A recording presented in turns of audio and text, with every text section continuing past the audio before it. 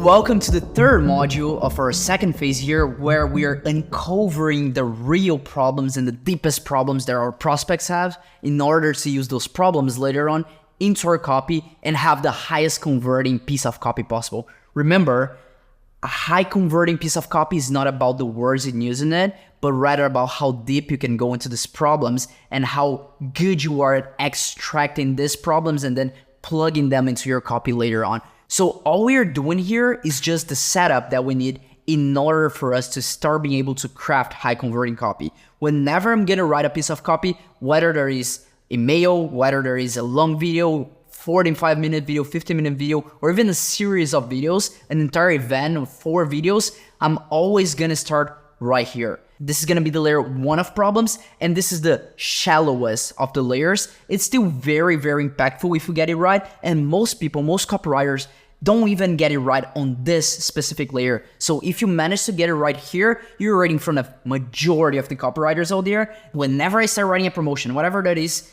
an email, a tweet, a message, it can be a sales video, it can be even an event of 4 videos combined, total of like 4 hours of videos. Whenever I start writing anything, I start here. I start with the planning. I start figuring out what are the real problems of my audience and how I can approach them from multiple different angles and make them aware about this problem, this underlying problem, to all their symptoms that they experience throughout their lives, in order for them to realize that this is the real problem, and in order for me to be the one that creates awareness about the problem. Because again, every single time they experience one of those pain points, they're gonna remember about you because you were the one who told them about this problem in the first place. So let's get started. Now, the thing that we need to do here is a process that I call perspectiving.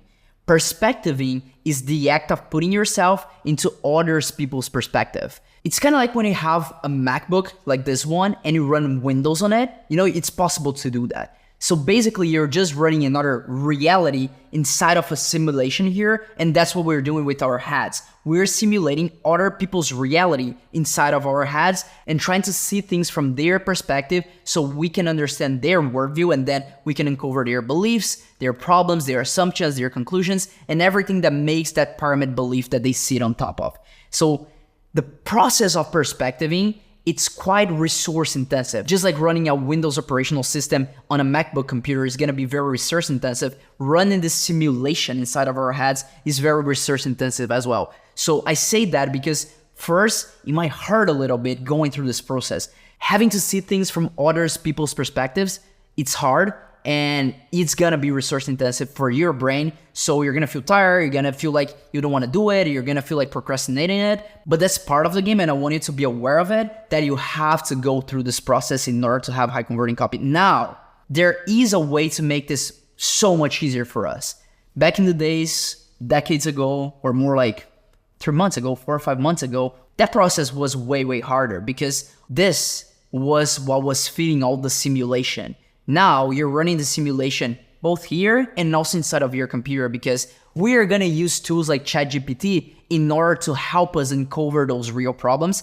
And I'm gonna show you how to do that now. I was thinking about having a module just on ChatGPT or even like an interface, but I thought it would be so much better if throughout the entire process of uncovering the problems, writing copy, figuring out what's the pain points and how we're gonna approach them and the different angles we can approach them from, I figure it will be way more interesting and way more useful for us as well to have ChatGPT helping throughout the entire process. So that's what we're doing now. We're gonna start uncovering the problems, the fears, and the frustrations from our audience using ChatGPT. So let's go back to the example of weight loss. If I were to uncover the problems that people in the weight loss niche face in their specific lives, in their specific scenarios and situations, using ChatGPT, this is how I would do it, and take a look at the responses you get from this. Now, the way most people approach using ChatGPT is completely wrong. It's completely backwards. They just try to get it to write copy for you, and that's not how you should use it. You should use ChatGPT to help you with the uncovering process, with the process of finding out what are the problems, what are the frustrations, and by putting ChatGPT into the shoes of your specific prospect, and then reading what ChatGPT is gonna give you as the specific scenarios, the specific problems these people face, by putting itself in the shoes of those prospects. That's how you use it. So for example, here, let's jump to my computer. Imagine you're a 30-year-old woman who's a bit overweight. She's not extremely fat by any means, but she's also not happy with her shape when she looks at herself in the mirror. What I'm trying to do here is to describe with a lot of detail what the life of my prospect looks like so ChatGPT can really understand and get the full context of what we're trying to do here. Whenever you speak with artificial intelligence, whatever that is, ChatGPT, if it is Midjourney for creating images, if it is Jarvis, that's another copywriting tool that we have out there with artificial intelligence built on top of it. Whenever you're communicating with those artificial intelligences, you have to be very specific with what you're asking and you have to give them a lot of context. It's almost as if you're talking again to a 10-year-old and you're giving them all the details so they can understand the entirety of the situation, so they can have the entirety of the reality as we were talking about before. So now back to the prompt here. She has tried to lose weight in the past, but never really stick to any diet or training protocols. So in this entire first paragraph, I'm trying to describe who my ideal customer is. Now, I'm gonna say what I'm trying to do here so ChatGPT understands the task before I give it a task. So I'm trying to figure out what are the problems related to her weight that this woman experienced in her day-to-day life. I want those problems to be real life situations that when she experiences them, it reminds her that she's overweight and it gets her frustrated with this problem. Because the most important part of a problem is that every single time they experience it, it must remind them of the underlying problem that makes them experience that. So in this case, I want to understand all the problems that they face, all the situations that they face on a day-to-day basis that gets them to remind themselves that they're overweight. They get frustrated. They get more and more frustrated every single time they get reminded that they are overweight. And I want to figure out what those situations are. So that's what I'm doing in the second paragraph. I'm giving ChatGPT the context about what I'm trying to do here. And then I'm gonna give you the task that I wanted to perform. So give me a list of those real problems that she experiences on a day-to-day basis. The more real and relatable the situation is, the better. Because of course, we want our situations to be relatable so people can relate to them, so our audience can relate to them and say, oh yeah, I experienced that in my life. So this guy understands what I experienced, and then this guy must know what I'm feeling, how to fix it. That's the entire thing that we want. So now jumping to the answer here. Certainly, here's a number of potential daily scenarios where her weight might cause discomfort or frustration. Number one, clothing. Finding fashionable clothes that she likes can be a challenge, as many designers and retailers do not offer a wide range of sizes. When she does find clothes in her size, they often aren't as flattering or stylish as she would like them to be. This is a very good insight, by the way. Like, think about how many times this person has gone online, tried to buy something, and every single time she buys something online and then arrives at her home and she tries it on, it never looks exactly as it looks on the pictures on the website. It never looks like the models who are wearing those pieces of clothes on the website. How many times she has experienced that, and how frustrated must she feels about that? That's a very good one. Public setting. Places like theaters, buses, airplanes, and restaurants may have seats that are uncomfortably small or restrictive. She may feel anxious about spilling over into someone else's spaces, which can make going out stressful. This is another very interesting one. If you're talking to a little bit more overweight people, I wouldn't say that necessarily the case here. I'm not necessarily talking to someone who is extremely overweight, just with someone who is not very satisfied with her current shape. Physical activity. This is an obvious one, but here's the thing. Activities that require physical exertion, so climbing stairs, walking long distances, or playing with her kids, can make her feel winded or exhausted more quickly than she expects. This can be a constant reminder of her weight and fitness level. Now, this one is a very interesting one. Think about if you're selling to moms who want to lose weight. You can niche it out to, instead of being like, oh, people in London, it can be moms who want to lose weight. If I'm selling to moms who want to lose weight, it would be very easy for me to lead with this argument. So when you lead with that, you have a very strong hook and a very strong case to your argument. So it's a very good one to lead with. Then health concerns. This one is an interesting one because interesting enough, health concerns is one of the least important factors here. Majority of the people, they don't take action when it comes to losing weight because of health concerns, because you don't go for routine checks every single day. So it's not something you're often reminded of. The problem that you want to use to lead with in your argument is something that people experience time and time again very often. Then they'll get reminded of you very often whenever they experience that. So it's something that has to happen in their day-to-day lives. Now, eating in public, she might feel self-conscious about that and that people are judging her while she's eating out with friends or colleagues, worried that they might be judging her food choices. This can make social eating situations uncomfortable. That's another interesting one. Fitness classes or gyms. The idea of going to fitness classes or gym, it can be daunting because she might feel out of place and embarrassed, yada, yada, yada. Energy levels. Carrying extra weight can make her feel tired more quickly, which might limit her productivity or enjoyment. This is another one very commonly used to lead the argument. Do you feel like your energy levels are low? Do you feel like you don't have enough energy to go through your day? That's a good one as well. But this one's beautiful. Self-image and confidence. She may often compare herself to other women she sees in media or in person and feel dissatisfied with her appearance. This can affect her self-esteem and her mood on a daily basis. That's something they experience multiple times a day. How many times do you check social media in a day? Dozens, maybe even hundreds. So that's something that's very, very real in their lives. And you can take it even a step further. If you say, have you ever taken a picture with a group of friends and you feel like you're looking a little bit overweight on the picture and you're standing out from your friends because they all look in shape and you're the only one negatively standing out on the picture because you look a little bit overweight? That's a moment where they realize, fuck, I'm overweight. Majority of the problems, they have those little specific moments where people realize that they are facing this problem, that they are overweight in this case. Majority of the times people say is when you're trying to put your jeans on and they don't fit anymore. But that's something you experience every once in a while. And when you see the jeans don't fit you anymore, you just stop wearing them, right? Now, taking pictures is something that you do continuously. So that's a very good one because every single time they take a picture, they get reminded of that. And then imagine you have that as an argument. Have you ever looked yourself in a picture and felt like you're a little bit overweight, standing actively, don't want to look fat on pictures anymore? If you have those arguments in your copy, imagine every single time this person is going to take a picture and she sees she's overweight, who is she going to think about? She's going to think about you. So this is how you differentiate yourself, is by really figuring out what the real problems they have, the external problems they have, and experience that on a day-to-day basis. When you figure that out, you just lead with those problems and then your communication becomes super strong like that. It's just about choosing the right problems here.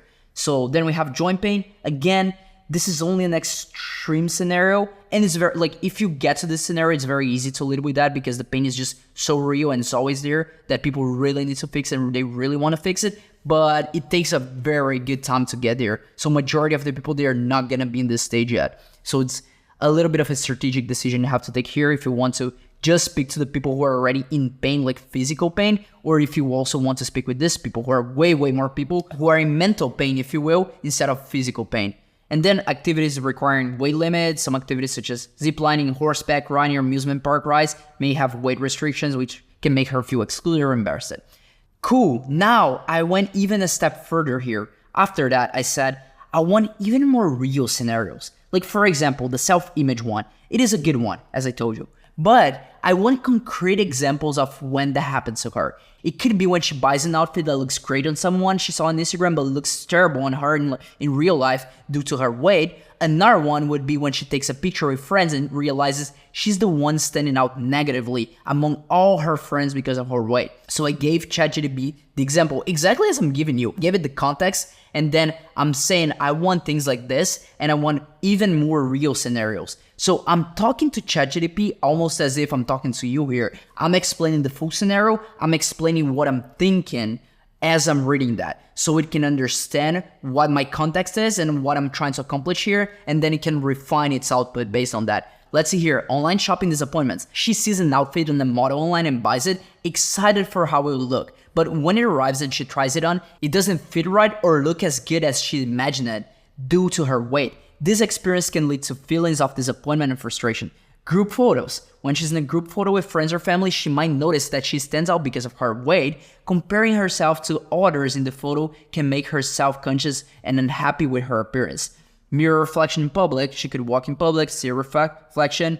Fitting rooms. She may dread shopping in person because trying on clothes in fitting rooms can be a distressing experience. The harsh lighting and the frustration of not fitting into sizes she wishes she could wear can make shopping trips emotionally exhausting. I'll never think about that myself. Never something I experience.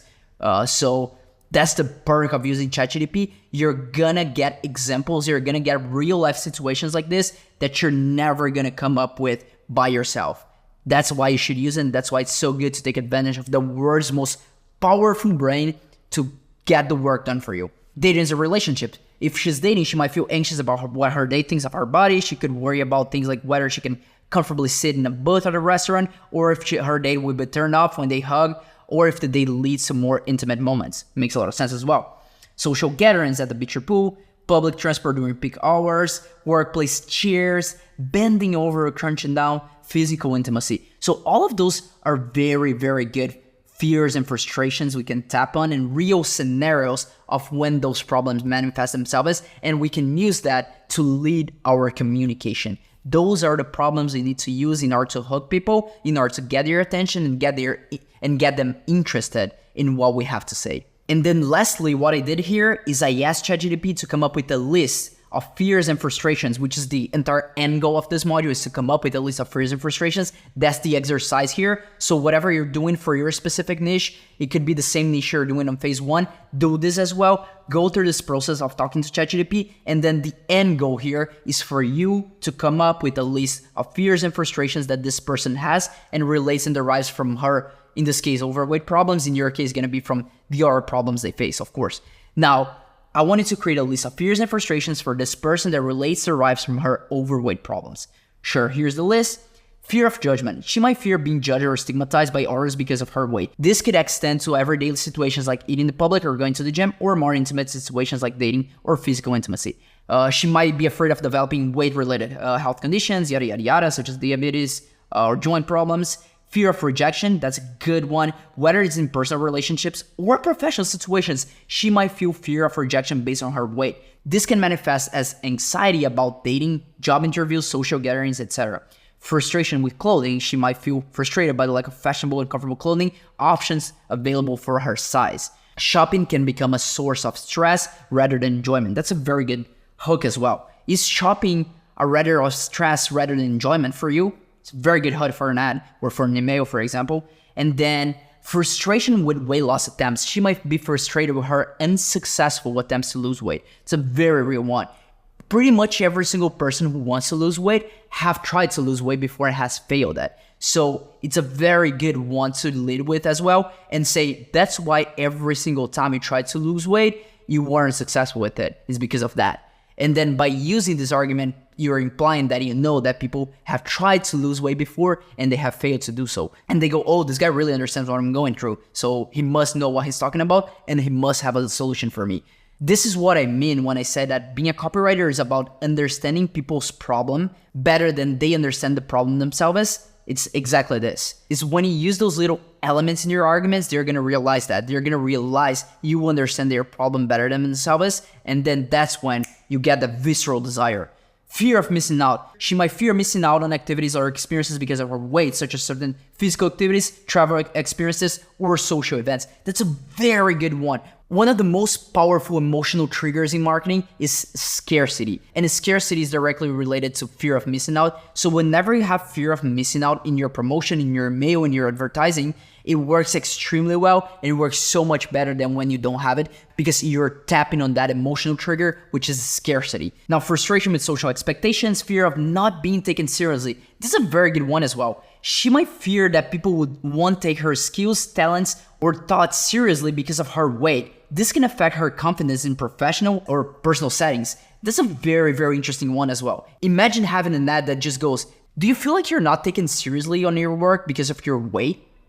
And a lot of people are gonna go, I actually feel that, and no one has ever mentioned that to me before. So that's a very good way of grabbing their attention. All these hooks, you're very, very good because they're real problems, they're real frustrations. And then lastly, fear of future weight gain is definitely a real one, but not as strong as the other ones, I would say.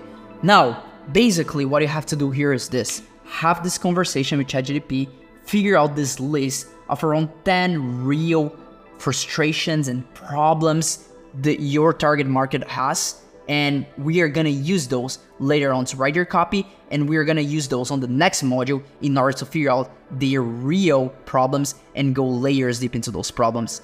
And then we're gonna really figure out how to communicate to those people on an emotional level. That's what we're gonna cover on the next module of this phase. I'll see you there.